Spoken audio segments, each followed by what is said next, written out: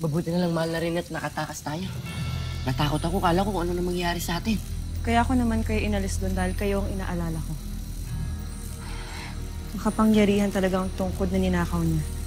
Ang tungkod na ninakaw niya sa Lireo. Kilala mo siya, mahal na rin. Nakasagupa namin siya ni Perena kailan lang. Nung pumasok siya sa Lireo at ninakaw niya ang tungkod. Ngunit maliban doon, wala na akong alam tungkol sa kanya.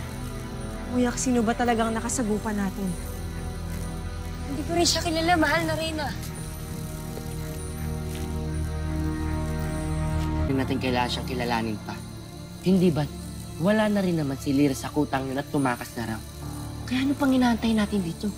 Umalis na rin tayo dito. Hindi ako aalis nang hindi ko kasama si Lyra. Maghintay na lamang kayo dito. Babalikan ko kayo.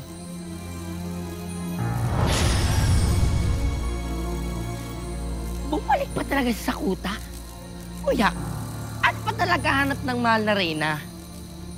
Si Lyra o gusto niya nang mamatay?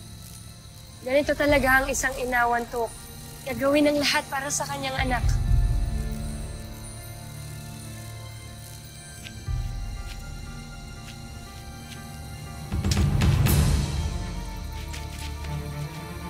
Ngayon, Hitana, sabihin mo sa akin kung totoong hindi niyo bihag si Lyra.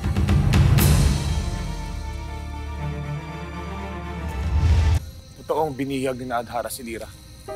Ngunit hindi ko alam kung nasan siya ngayon. Hindi ko rin alam kung anong ginawa nila sa kanya. Hara pa lang ang pangalan niya. Sino siya? At saan siya galing? Hindi ko batid. Ngunit galing siya kay Vishka.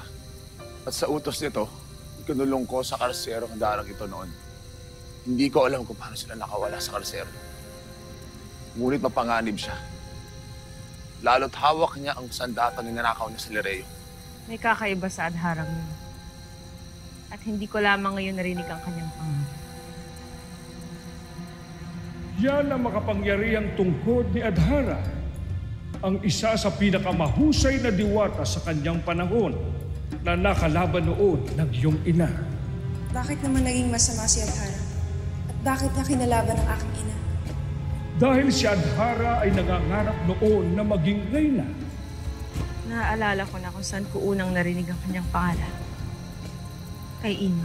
Tanging si Adhara lamang ang nakakaalam kung nasan si Lyra. Kaya siya ang balikan mo.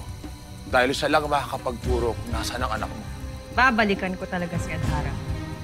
Dahil hindi ako aalis dito hanggat hindi ko kasama si Lyra.